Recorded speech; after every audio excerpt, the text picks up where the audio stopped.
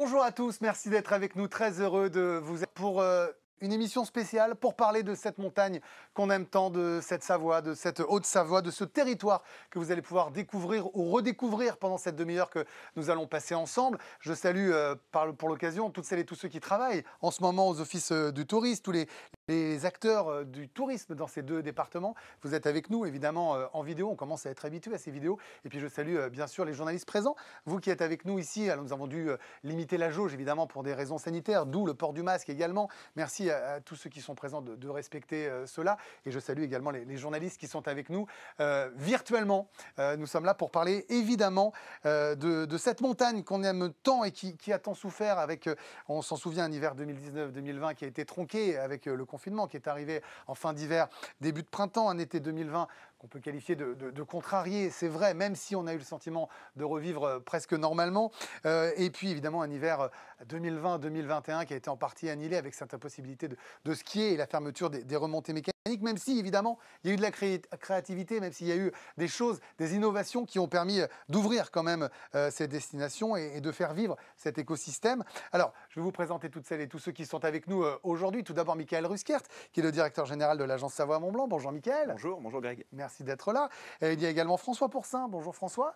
Bonjour, vous êtes directeur associé du cabinet d'études Contour et on va voir avec vous tout à l'heure justement ce qu'attendent les Français de cette nouvelle saison, ce printemps-été et notamment à la montagne. Et puis également autour de la table, Yariv Abessera. Bonjour Yariv. Bonjour. Vous êtes le président de Travel Factory, l'un des acteurs évidemment majeurs et on en parlera avec vous justement de ce qu'on peut faire pour que ce soit encore plus une réussite que d'habitude, ai-je envie de dire. Mais avant de se plonger dans toutes ces nouveautés qui vont être nombreuses, de vous faire vivre, on l'espère de la meilleure des façons, ce qu'on attend de ce tourisme dans ce territoire. Michael, un mot plus technique, c'est anciennement SMB, Savoie-Mont-Blanc, qui est devenu ASMB, Agence Savoie-Mont-Blanc. Pourquoi, avec notamment votre arrivée, ton arrivée, on va se tutoyer depuis le temps qu'on se connaît, ne faisons pas les hypocrites, pourquoi ce changement de nom tout d'abord? C'était Savoie-Mont-Blanc Tourisme. Le tourisme reste le cœur du réacteur. Aujourd'hui, il n'y a pas de sujet. On le voit bien dans la relance économique et le poids que représente le tourisme pour nos deux départements.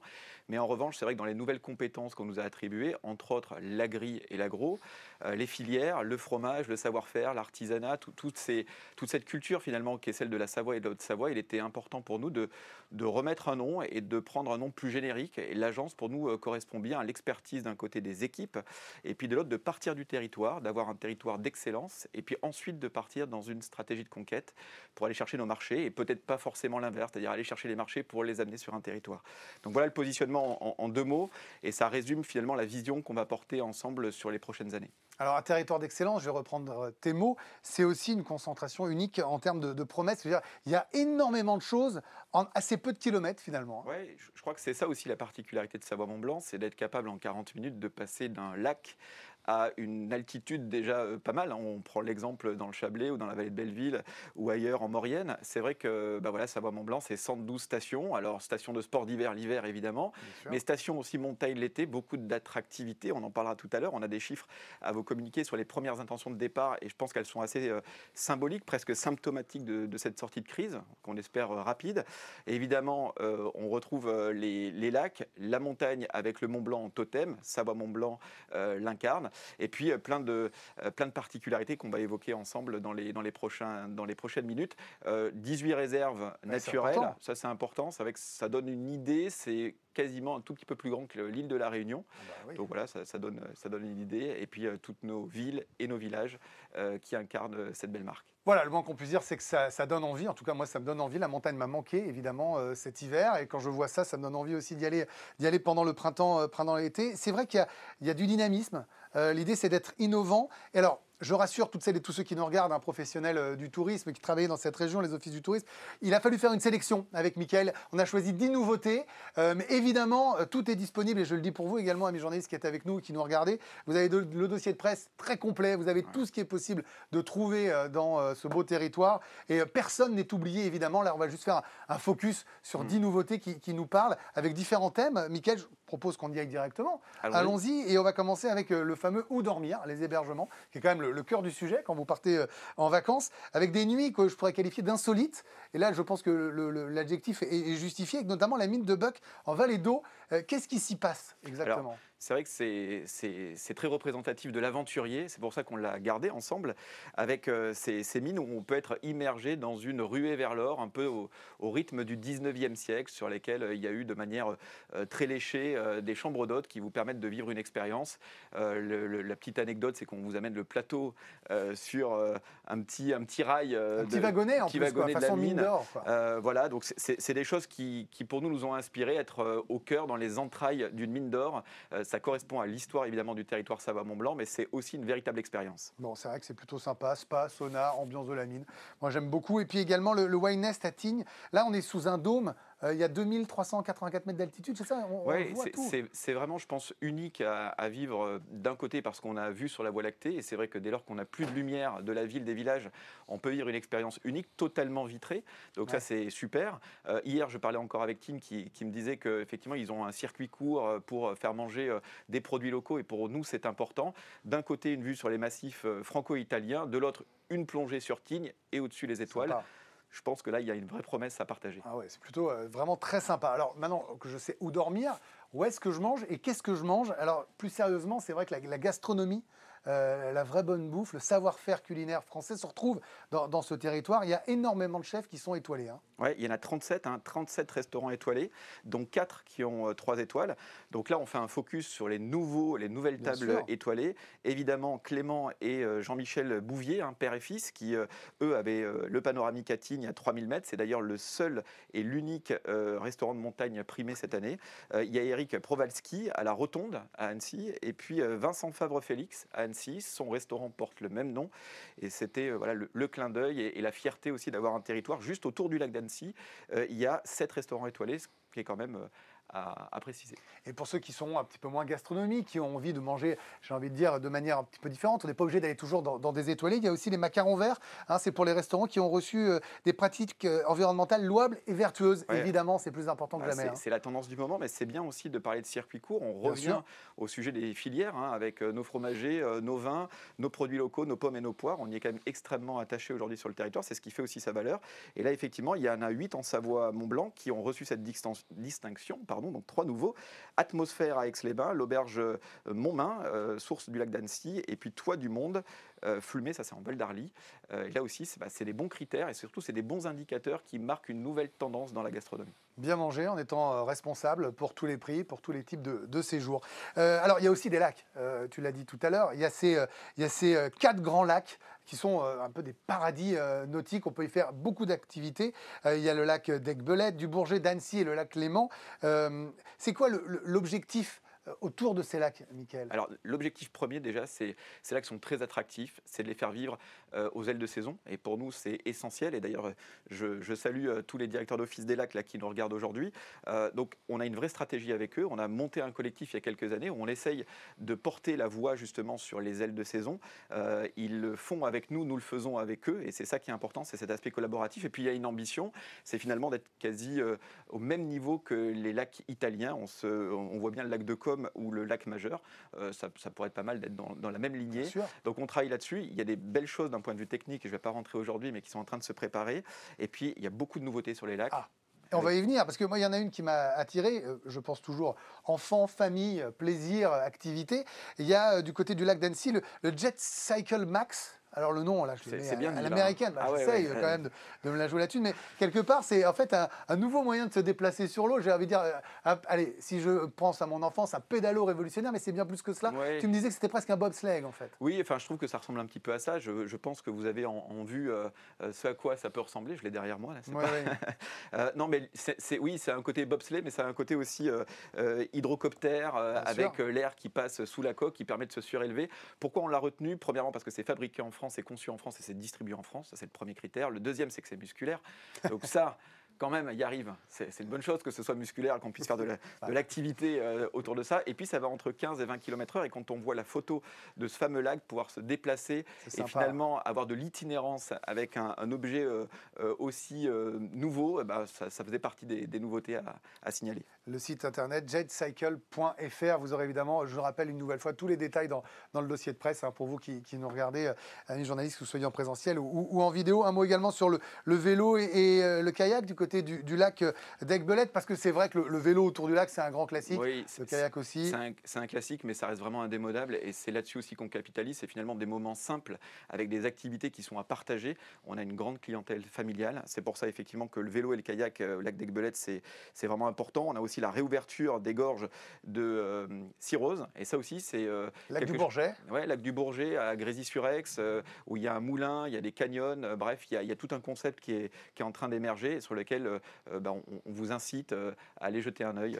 Et il y a pour ceux qui, alors moi j'ai le vertige, mais vous irez très nombreux, c'est sûr. Et encore, je pense qu'il faudra que j'y aille parce que ça vaut le coup. Les fameux pas dans le vide autour du lac Léman. Vous avez une terrasse panoramique de 450 mètres carrés. J'ai vu les images tout à l'heure. C'est extrêmement spectaculaire. Voilà ce qu'on pouvait dire autour de ces lacs et de ces paradis nautiques. Mais il n'y a pas que ça. Il y a aussi du sport, mais de très haut niveau, Oui. Mickaël. Un terrain de jeu assez génial quand même que ce territoire. Il y a la Coupe du Monde Mountain Bike UCI Mercedes-Benz. Ce sera au Jet le 2 et le 4 juillet. Et ce sont des moments très important pour nos athlètes. Alors, c'est des moments importants, déjà parce que Léger, pour faire un clin d'œil à Alexis, que j'ai vu encore il y a quelques jours, effectivement, a été un peu bousculé par rapport à cette crise Covid et à la première édition l'année dernière, qui a effectivement pas pu se dérouler dans le contexte qu'on espérait. Ce qui est important de signaler, c'est que c'est effectivement les derniers moments avant de pouvoir se projeter sur les JO de Tokyo. Ouais. Donc, il y aura les plus grands athlètes de la planète qui seront réunis au G. Et ce que j'aime avec le territoire et les portes du soleil, c'est qu'effectivement, vous pouvez avoir de l'initiation, de la découverte, vous pouvez pratiquer et puis vous pouvez être en présence des plus grands et les plus beaux athlètes. Et c'est ça aussi qui fait vibrer. Et Savoie-Mont-Blanc est partenaire de 25 grands événements internationaux à l'année. Alors, on va regarder à quoi ça ressemble, évidemment, parce que c'est, comme tu l'as dit, un moment important. C'est la dernière fois qu'ils vont se retrouver, ces athlètes, juste avant les Jeux Olympiques. Regardez.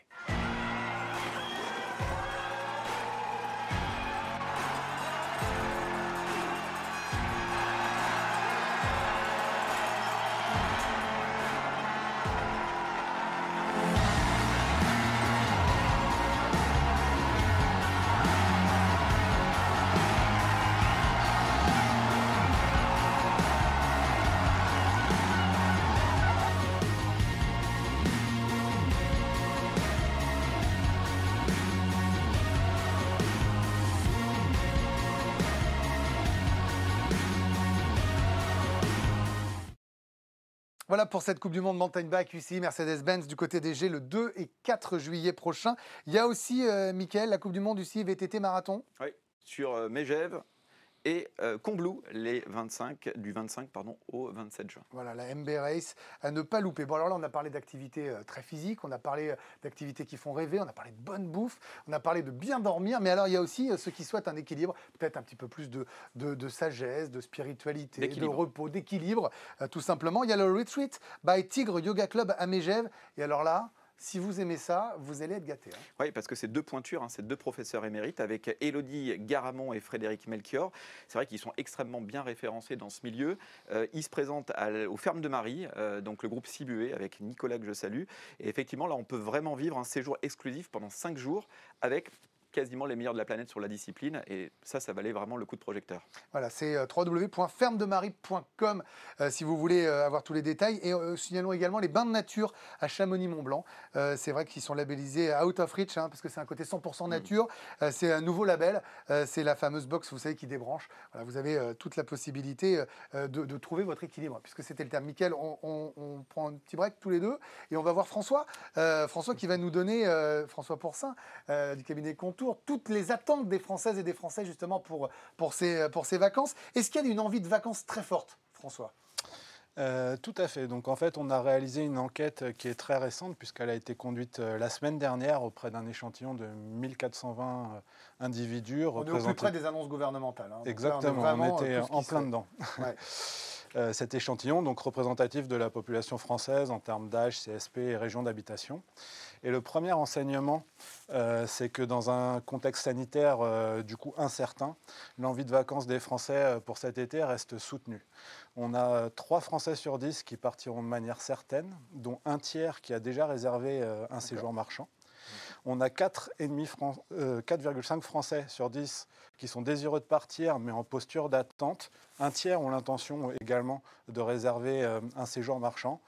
Et on a en revanche 2,5 Français sur 10 qui déclarent faire l'impasse pour cet été. Pas de vacances cet été pour 2,5 Français sur 10. Alors on va s'intéresser aux partants, hein, ceux qui sont là, puis on parlera aussi des indécis, parce qu'on sait que vous êtes nombreuses et nombreux, et on attend évidemment l'évolution de cette période Covid, la vaccination, toutes ces choses-là. Il y a de la prudence pour les destinations étrangères, mais moins pour la France. Hein. Tout à fait. Si on regarde les motivations des partants, donc il y a plusieurs choses à retenir. C'est le fait qu'ils sont très prudents quant aux destinations étrangères, puisqu'ils ne sont que 13% à avoir réservé un séjour à l'étranger. Ouais. En revanche, la très grande majorité a l'intention de dépasser le cadre de leur département ou de leur région, puisque 71% des Français iront au-delà. Partout en France. Ouais, partout en France. Quand on regarde les intentions de séjour par région, donc on a la région PACA, qui se démarque des autres régions françaises, suivi de 3 régions qui se trouvent à un niveau assez similaire, la Nouvelle-Aquitaine, l'Occitanie et donc la région Aura, à des niveaux comparables. Alors si on regarde ce qui est également inscrit, là on voit les motivations de séjour des partants. C'est une bonne nouvelle pour notre territoire, hein, pour la Savoie, la Haute-Savoie, parce qu'il y a tout ce qui est demandé finalement. Oui, très clairement, les critères de choix qui s'opèrent de manière assez nette. Au travers de 3 indicateurs qui sont l'ensoleillement, les possibilités de baignade et la nature, les grands espaces. Et effectivement, sur ce dernier point, hein, l'offre touristique de Savoie-Mont-Blanc est évidemment très bien positionnée.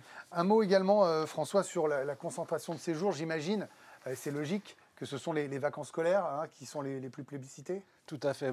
En ce qui concerne les partants, en tout cas, ils n'ont pas modifié leur comportement de séjour et on a 80% de ces individus qui partiront sur la période juillet-août, donc la période des vacances scolaires, dont plus de la moitié,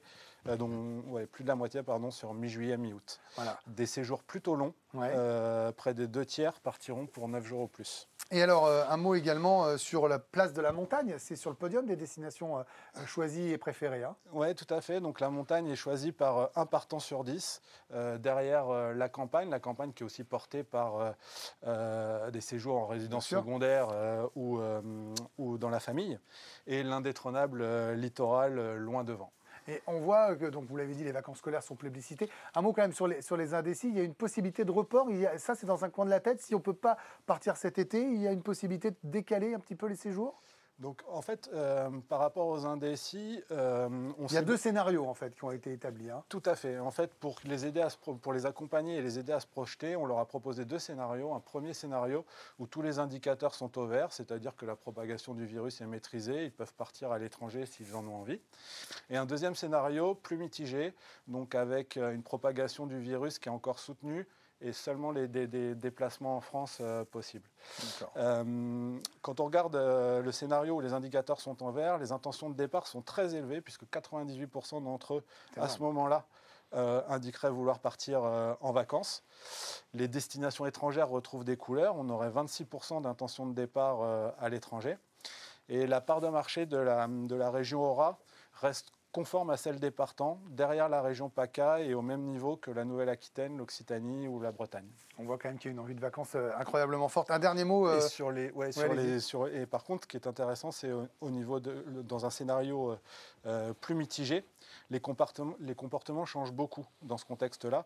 Les taux de départ sont bien sûr plus en retrait, mais on voyagerait surtout moins loin avec un séjour dans mon département ou dans ma région qui reprend de l'intensité.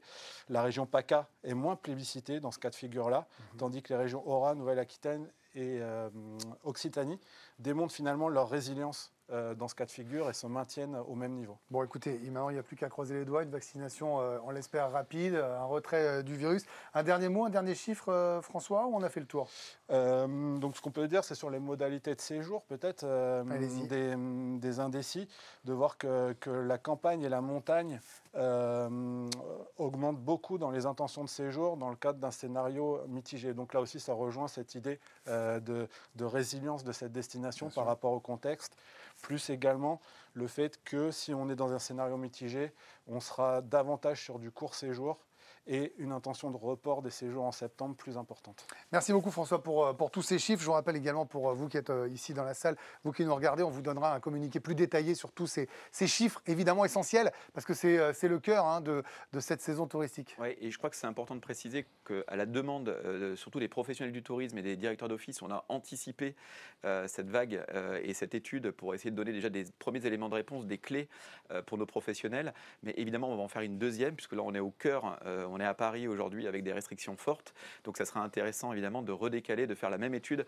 dans quelques semaines et de voir comment les choses évoluent. Donc, c'est un premier niveau d'information. Et évidemment, on sera là pour accompagner avec l'Observatoire du tourisme de Savoie-Mont-Blanc pour apporter d'autres éléments de réponse dans quelques semaines. Alors, Mickaël, on vient à notre top 10 des nouveautés, de ce qui est très attrayant. Une nouvelle fois, je vous rappelle, hein, tout est contenu dans ce dossier de presse. Personne n'est oublié. Non, mais j'insiste, parce que là, on a dû faire un choix. Et je ne veux me fâcher avec personne. J'adore tellement cette région que je ne veux pas me fâcher. Et en plus, je parle sous ton contrôle.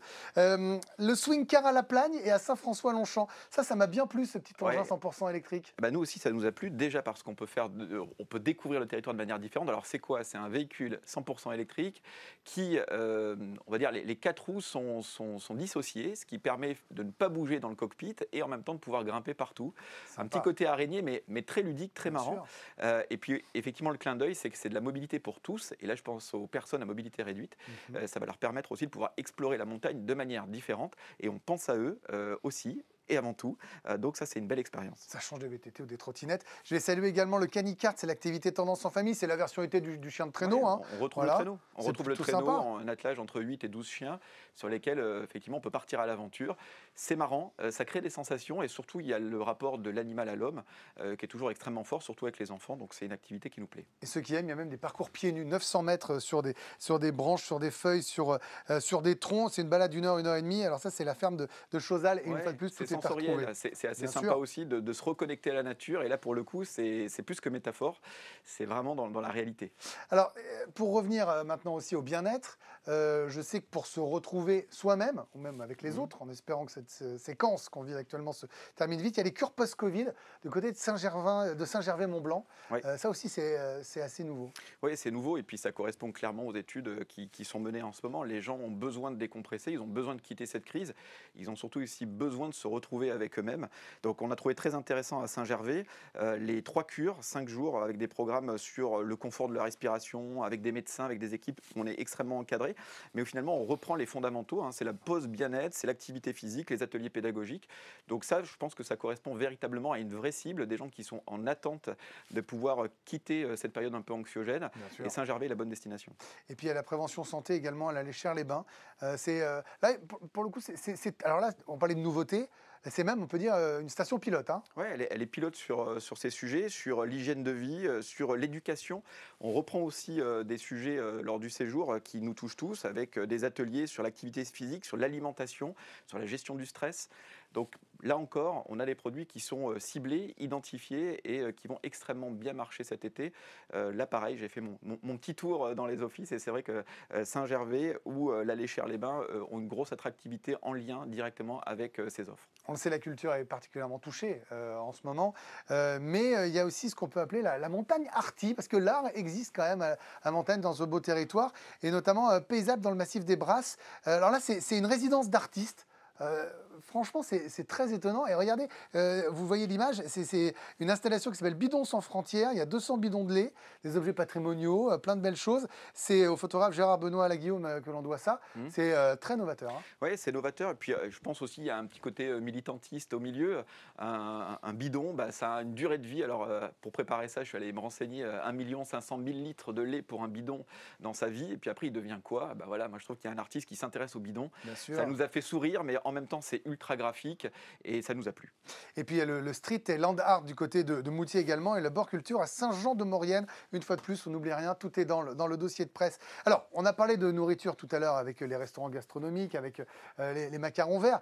Mais si j'ai envie de faire la route des vignobles alpins, un vagabondage gourmand, je peux le faire. Et on peut le faire. Ah oui, et bien puis là, d'ailleurs, je fais un clin d'œil aux équipes de Savoie-Mont-Blanc qui ont pas mal bossé sur un dossier. On ne va pas rentrer non plus dans la technicité, mais Alcotra, c'est la relation qu'on a avec nos amis italiens. Et on construit des projets avec nos amis italiens puisqu'on est frontaliers. C'est des histoires communes, hein, c'est des vignerons, c'est des territoires viticoles qui partagent une même sensibilité, des paysages qui sont très singuliers. Et puis on retrouve ces fameux vignobles à flanc de montagne qui parfois tombent sur des lacs alpins. C'est magnifique. Donc désormais, il y a une application qui vous permet de pouvoir faire de l'itinéraire œno-touristique. Et ça, franchement, ça fait partie des grands moments en Savoie-Mont-Blanc pour cet été. Eh ben, je vous propose de regarder à quoi ça peut ressembler, justement.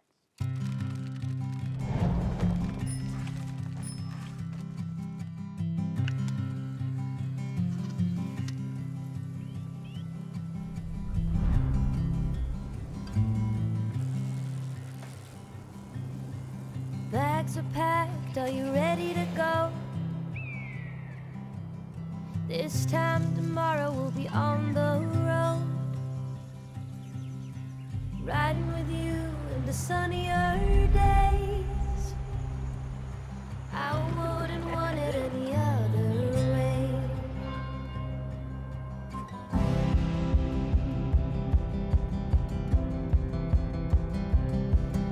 Taking the good with the ups and downs.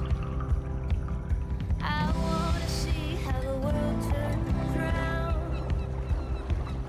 Let's go adventure in the deep blue sea. Home is with you wherever that may be. Home is with you wherever that may be. Home is with you wherever that may be.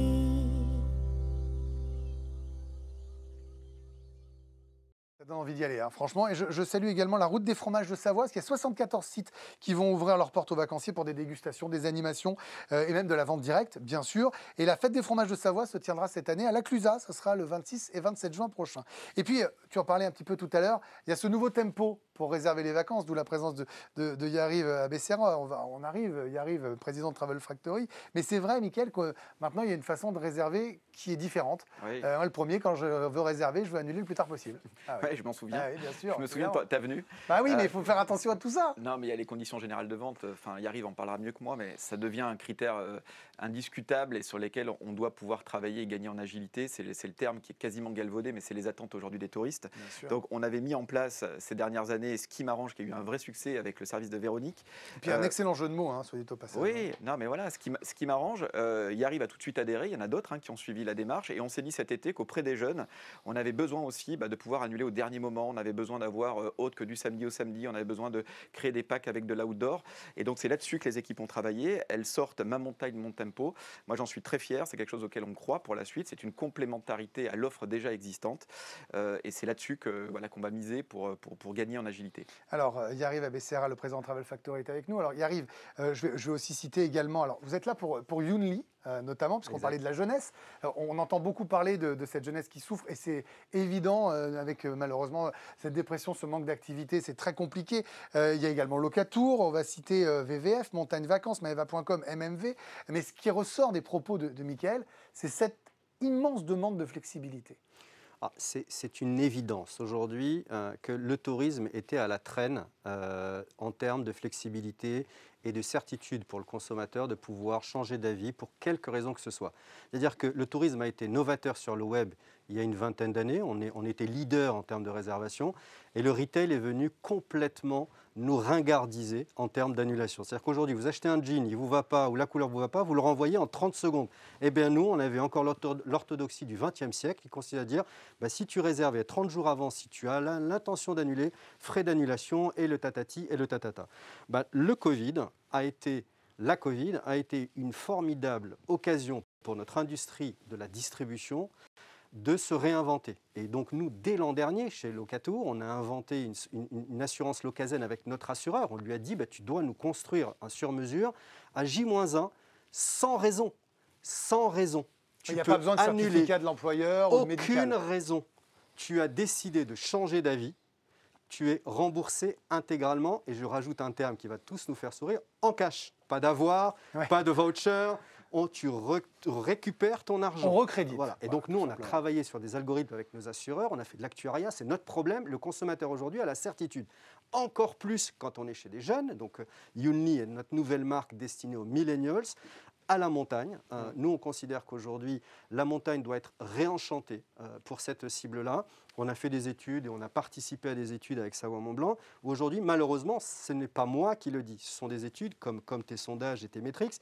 La montagne a été ringardisée au regard des jeunes aujourd'hui. C'est-à-dire qu'ils disent la montagne est ringarde. C'est impossible pour des professionnels comme nous le sommes aujourd'hui d'accepter ce constat. Par contre, il faut le prendre de pleine face et se dire comment je me réinvente, comment je réenchante.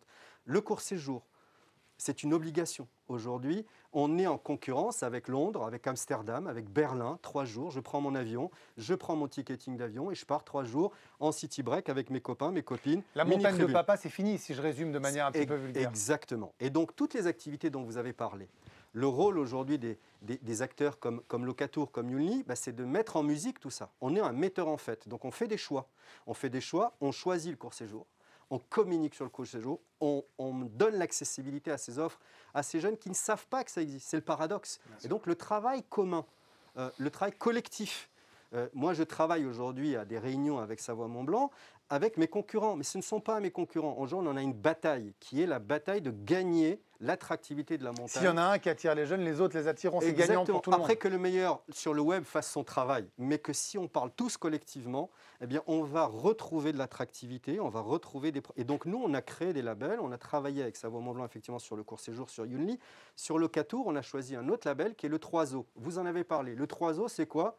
C'est hydro, rando, vélo. Et on a monté des packages que sur ça. On a fait des choix, on a oublié la bonne bouffe, puisqu'on est quand même sur le territoire où on peut manger, mais il faut faire du mécanique pour remuscler, perdre le poids du bon fromage ou du bon resto qu'on a fait la veille. Et on a choisi pour la famille tout ce qui est le cœur de la réunification d'une famille et du grand air. Vous l'avez dit, en temps un peu compliqué, aujourd'hui on ne sait pas prévoir. Est-ce qu'on sera tous vaccinés dans 15 jours, 3 semaines? Je ne veux sûrement pas faire de politique. Ce qui est une évidence, c'est qu'on l'a vu dès qu'il y a eu une libéralisation l'an dernier, le 11 mai, par le président de la République, le 13 mai, nos serveurs explosaient. Donc il y a une demande, il y a une volonté de partir. Et donc là, le fait de simplifier, de dire vous pouvez aller faire une randonnée en kayak sur le lac d'Aiguebelette et puis ensuite aller visiter, faire du vélo dans telle ou telle station, j'en cite aucune comme ça, j'ai aucun problème, mais on a monté ces packages, court séjour pour les jeunes, mais aussi pour les familles, parce qu'il y a une forte demande de pouvoir partir. Et moi je suis sûr, c'est ce sur quoi on travaille aujourd'hui, que les gens vont vouloir partir 3 jours, 4 jours. Même si tout est au vert, les gens auront envie probablement de partir à la mer et à l'étranger, mais ils prendront les 3 jours ou les 4 jours à la montagne. Faire un maximum de choses en un minimum de temps. Parce que la montagne a gagné des points l'année dernière. La montagne, et ça a été ancré comme un véritable territoire de vacances, ce n'est pas comme un territoire économique ou de repli. La montagne a gagné des points l'an dernier, maintenant il faut qu'on surfe sur ça collectivement, c'est ce que vous faites parfaitement.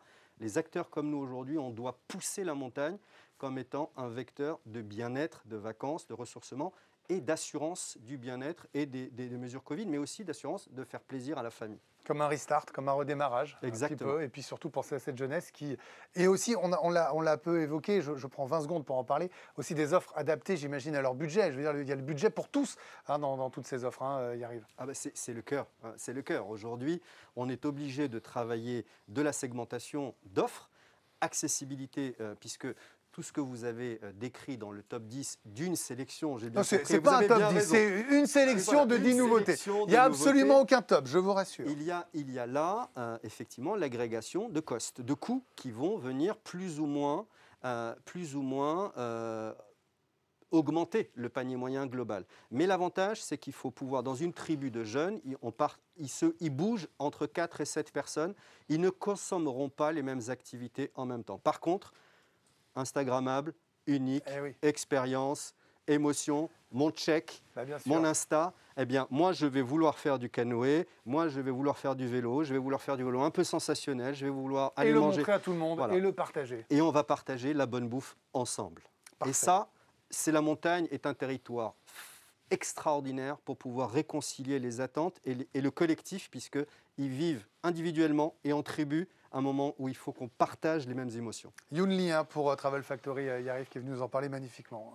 C'est un récital, C'est un homme de télévision Mais et de oui. radio, je crois, finalement, que je serai la Merci. Passionné, on va En tout dire cas, passionné. passionné, tout là, simplement. passionné, j'avais pas le moindre doute. On va rappeler également que vous pouvez tout retrouver. Il y aura un replay pour toutes celles et tous ceux qui ont assisté à cette émission. Vous pourrez le revoir dans son intégralité.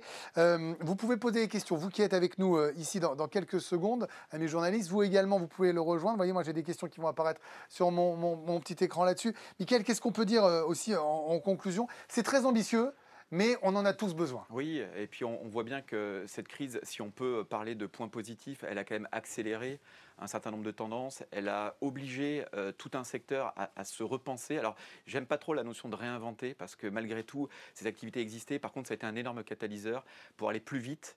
Et c'est là-dessus aujourd'hui qu'il faut qu'on capitalise. Il faut qu'on utilise ce virage justement pour être plus fort l'été. On voit qu'on a encore de la marge, on voit qu'on a des axes de progression. Et c'est ça finalement qui est ambitieux et qui est motivant. Et je reprends le mot d'y arrive qui était exactement ma conclusion, qui est de dire on est des gens passionnés, on aime notre territoire, on aime aussi les autres territoires. Voilà, on n'est pas des ayatollahs, mais avant tout, on connaît notre potentiel et on sait qu'en Savoie-Mont-Blanc, il y a des choses extraordinaires à vivre. Et voilà, c'est un peu la synthèse et on continuera à aller vers les professionnels du tourisme pour les accompagner dans cette démarche été et hiver, puisque l'hiver, c'est un peu trop tôt pour en parler, mais ce sera quand même la 5e saison avec un redémarrage qui est plus qu'attendu au niveau de notre territoire. Je suis le premier à attendre, je vous rassure. www.savoiemontblanc.com pour retrouver notamment ma montagne Mon Tempo, qui est aussi une des grandes innovations de cette année. Alors voilà, si vous avez des questions à nous poser, vous n'hésitez pas. Vous êtes ici, on va faire circuler un micro pour vous, mes journalistes qui êtes en présentiel. Si quelque chose vous intrigue, si une question vous vient par la tête, sinon j'ai d'autres questions qui peuvent arriver par là. Je vais en lire une. Mickaël, je pense que si vous en avez une, vous n'hésitez pas. Ah ben voilà, j'ai une question qui arrive. On va privilégier le direct face à nous et après j'irai sur la tablette. Allez-y. Bonjour. L'été dernier, il y a quand même eu du monde sur certains points. Il y avait des points de friction quand même. Mine de rien, comme tout le monde, tous les Français devaient rester en France, il y avait trop de monde par certains endroits. Est-ce qu'il y a des choses de prévues pour éviter effectivement des zones de surtourisme au bord du lac d'Annecy ou même sur certains parkings où on ne pouvait plus accéder à certains espaces? Ouais, c'est un vrai sujet. Alors, pour être tout à fait objectif, je ne suis pas sûr qu'on arrive à le traiter immédiatement, mais c'est un point qui a été, j'allais dire, fléché quasiment comme étant stratégique sur notre territoire, c'est d'être capable de lisser les flux. Aujourd'hui, on a à peu près 20% du territoire Savoie-Mont-Blanc qui est réellement captif au niveau du tourisme. Et pourtant, il y a vraiment de belles choses ailleurs. Alors, je ne vais pas rentrer dans le détail, mais on est en train de se rapprocher d'opérateurs avec des marques bien connues qui vous aident au pilotage dans votre voiture et qui vous guident souvent. Et on est en train, on les voit encore jeudi prochain, pour essayer d'identifier l'ensemble des activités à faire et des sites touristiques et d'être capable de dire, vous êtes dans un bouchon, vous êtes ralenti, vous alliez là. Si vous mettez votre clignot à gauche, à 20 km, il y a quelque chose d'exceptionnel qui se passe et le taux d'occupation est bien moins présent. Et vous irez après, prenez le temps de faire un petit détour. Donc, je ne dis pas que c'est des solutions, mais en tout cas, c'est des sujets où plutôt que d'éviter certaines zones, on peut penser au lac d'Annecy, moi j'ai la sensibilité de croire que le sujet vient plutôt d'être capable de lisser les flux et de permettre à tout le monde de passer au lac d'Annecy, mais aussi d'aller ailleurs. L'itinérance fait partie de ces sujets sur lesquels on doit absolument travailler et qui sont des sujets prioritaires pour l'agence. Vous voulez rajouter un mot? Je rajoute un point, puisque c'est un des points les plus anxiogènes au moment de la réservation, c'est est-ce que les activités qui me sont promises ou offertes vont être surfréquentées. L'une des clés, et ce sur quoi on milite collectivement, c'est qu'il faut essayer de casser ce sacro-saint samedi. Puisqu'en fait, vous allez arriver samedi, vous n'avez qu'une envie, c'est d'aller découvrir un lac le dimanche. Le dimanche, il y a les gens qui habitent aussi qui sont là. Alors que si on décale, et on a beaucoup poussé l'industrie, c'est-à-dire les hébergeurs qui avaient dans leur tablette « on ouvre notre résidence en samedi ». Encore une fois, ce sont des réflexes qui ont construit l'industrie. Aujourd'hui, on pousse pour que ça soit ouvert tous les jours. Vous êtes capable d'arriver un lundi et d'aller sur le lac le mardi. Forcément, il y aura moins de monde mardi. Mais par contre, le soleil sera là, le lac sera là. Et donc, c'est un petit changement, mais on l'a vu déjà l'an dernier. C'est vrai que vous décrivez quelque chose qui était le paroxysme au mois d'août, où on a vu, et nos clients nous l'ont dit, mais d'autres nous ont dit, j'ai décalé, et ça s'est très très bien passé. Et on doit traiter ça, c'est plutôt votre rôle de pousser les gens. Et nous, notre rôle, c'est de mettre de l'offre avec des arrivées. Et en plus, vous évitez les bouchons le samedi sur les autoroutes. Donc, il y a tout un phénomène qui fait qu'on reprend un peu plus d'expérience, on fluidifie l'expérience des vacanciers et aussi des professionnels du tourisme qui reçoivent, puisque la frustration d'un professionnel du tourisme, c'est de ne pas délivrer un service à la hauteur de l'attente de son vacancier qui vient là. Donc, c'est la somme de tout ça. on est en mouvement, les professionnels et les distributeurs, on est véritablement en mouvement et c'est un sujet fondamental pour continuer à gagner des clients à la montagne française et faire en sorte qu'on réenchante tout ce territoire de la montagne l'été. Éviter la déception, évidemment. C'est remplir fondamental, la promesse c'est clé. proposée. C'est clé. J'ai une question de Lorraine qui nous dit quel est le plan de communication prévu ce printemps afin d'attirer les vacanciers. Là, on est plutôt sur de l'affichage, de la... Ouais. Comment ça va se passer? On ne va pas rentrer dans le détail, mais globalement, on investit 2 millions d'euros sur la communication entre le mois prochain et octobre prochain. Donc juste au niveau de l'agence, hein. On met 2 millions sur campagne télé, campagne au niveau du territoire et de nos produits, campagne au niveau du digital et le mass média qu'on connaît bien. Donc on a véritablement envie, et c'est d'ailleurs pour ça qu'on fait cette conférence de presse malgré tout le contexte qui nous entoure, c'est qu'on a tenu, et les équipes de Muriel ont tenu à faire cette conférence de presse, et je les en félicite, à pouvoir relancer, donner des indicateurs positifs, et c'est pour ça qu'on met un peu le trésor de guerre. 2 millions malgré tout, c'est un budget important en termes de com, et c'est ce qu'on investit à partir du mois prochain jusqu'au lancement de la saison hiver. Malgré les masques, c'est important effectivement d'être là, et on s'en accommode pour le moment. Monsieur? Oui, vous parliez de flux tout à l'heure. Comme nous avons tous découvert les joies du télétravail et que la chose va certainement perdurer, et vous preniez à Savoie-Mont-Blanc à l'époque un étalement des vacances d'été depuis le printemps jusqu'à l'automne. Est-ce que vous avez des événements ou des actions spécifiques pour le printemps et pour l'automne? Et est-ce que vous avez déjà des taux de réservation sur le printemps, par exemple? Alors, moi, je n'ai pas les chiffres en tête là, sur les taux d'occupation. Ce qui est certain, c'est que les directeurs et directrices des lacs en savent plus que moi, puisque c'est malgré tout aujourd'hui la zone des lacs qui attire le plus sur cette période d'intersaison, j'allais dire. Donc oui, il y a des actions qui sont menées autant en animation habituellement sur ces zones. Oui, il y a des réservations qui ont été engagées. Il y a d'ailleurs plusieurs actions qui sont menées. Et la communication qu'on va mener, pour vous répondre, elle est vraiment axée justement sur ces ailes de saison. Et la communication autour des lacs, elle est prioritaire sur le mois de mai et juin. Et septembre et octobre, effectivement, le mois de juillet et août, on vient d'aborder dans la gestion des flux. Les lacs vivent par eux-mêmes, voire parfois saturent par eux-mêmes. Et donc, il y a un véritable enjeu à ne pas pousser ces périodes, mais plutôt à activer celles en amont et celles en aval. Une autre question, monsieur? Oui, moi j'ai une question qui concerne la fin de l'hiver, parce qu'on est qu'au mois de mars. À quoi va ressembler la fin de l'hiver en station, et notamment pendant les vacances de printemps, les vacances d'avril? Alors, chaque station a sa politique. Il y a eu beaucoup de conseils d'administration, de bureaux là, ces derniers jours. Ce qui est certain, c'est que, à ma connaissance, à la connaissance des infos qu'on remonte via Savoie-Mont-Blanc, la très grande majeure partie des stations maintiennent leurs vacances de Pâques, en tout cas week-end de Pâques et vacances associées. Maintenant, c'est certain qu'on est dans un périmètre qui n'est pas simple pour, d'un côté, les stations essayer de se reprojeter sur l'été et mettre de l'énergie sur l'été, de l'autre, avoir une saison qui est tronquée. Je rappelle qu'au mois d'avril, les deux départements, en termes de retombées économiques, auront perdu 6 milliards. Alors, c'est vrai que tout de suite, ça fait des gros chiffres, mais c'est quand même la réalité économique, avec 170 000 emplois directement touchés. Donc, là-dessus, les offices de tourisme, de ce qui nous est remonté, maintiennent ces vacances pour la grande majorité, même s'il faudra vérifier au cas par cas ceux qui ont décidé d'avoir une politique différente. Donc, oui, la montagne existe bien. Maintenant, on sera sur une période moins propice à l'enneigement pour certaines stations et avec de toute manière des remontées mécaniques fermées.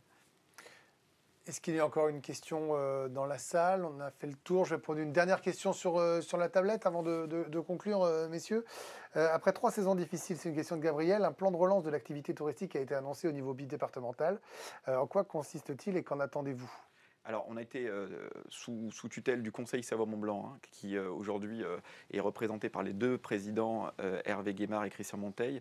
On a été missionné pour mener des assises qui ne sont pas des assises sur 2 jours ou 3 jours, même si j'ai rien contre ce type de rendez-vous, c'est important, mais plutôt sur 3 à 4 mois pour faire un audit de notre situation aujourd'hui, un audit d'état des lieux, un audit de projection du moyen et du long terme. Donc, on parle plutôt de 2024-2025. On intègre des sujets économiques, des sujets sociétaux, des sujets d'investissement, on intègre des sujets environnementaux, les jeunes, évidemment. Est-ce qu'il faut mettre des jeunes au ski ou est-ce que simplement il faut acculturer les jeunes à la montagne? 70% des jeunes sur notre territoire parfois ne sont jamais allés en montagne. Donc là, on a un vrai sujet de fond qui concerne les habitants. Et là, on remet l'habitant au cœur du sujet. Donc c'est vraiment des assises qui seront passionnantes, intéressantes, qui vont se dérouler sur 3 mois et sur lesquelles on fera une restitution en septembre pour les 2 départements, Savoie et Haute-Savoie. Bon, je pense qu'on a fait le tour. Il y a eu le jeu des questions-réponses. Je rappelle également qu'on pourra retrouver cette émission avec un replay. Il y a également le lien Internet. Je rappelle que ce dossier de presse, ici, on vous a évoqué 10 nouveautés, mais il y en a plus de 35 dans ce 40, document. 40, je crois. Plus de 40 Ouais, je crois qu'on m'a dit 40. D'accord, bon, bah alors plus de 40. Eh ben, en tout cas, c'est plus que 35. Voilà. Dans tous les cas, Michael. En tout cas, beaucoup de nouveautés et c'est ça qui compte. On a hâte de retrouver, j'ai envie de dire, notre montagne parce que ça fait partie de notre patrimoine. Merci à vous d'être venus ce matin en présentiel. On salue également tous les professionnels du tourisme, tous ceux qui travaillent en Savoie, en Haute-Savoie, qui nous ont regardés. On salue également les journalistes en distanciel. Merci beaucoup, Michael, Merci Greg. pour Merci, cet bravo. accueil. Merci Yariv, merci François. Greg. Merci à tous. Et écoutez, profitez bien de vos vacances printemps-été grâce à l'agence Savoie-Mont-Blanc et on a hâte de retrouver ce territoire. Bonne journée à tous.